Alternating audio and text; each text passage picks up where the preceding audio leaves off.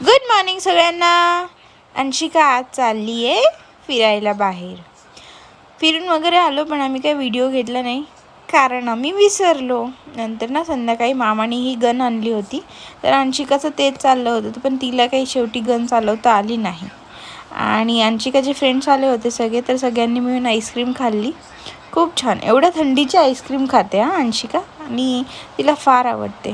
दुसऱ्या दिवशी स्कूलला गेली हसत हसत आणि स्कूलवरून आली पण पहा किती हसत हसत, कारण मामा आला होता घ्यायला आणि मामानी अंशिकाला घ्यायला आला म्हणून अंशिकाचं फेवरेट फ्रेंच फ्राईज दिले होते।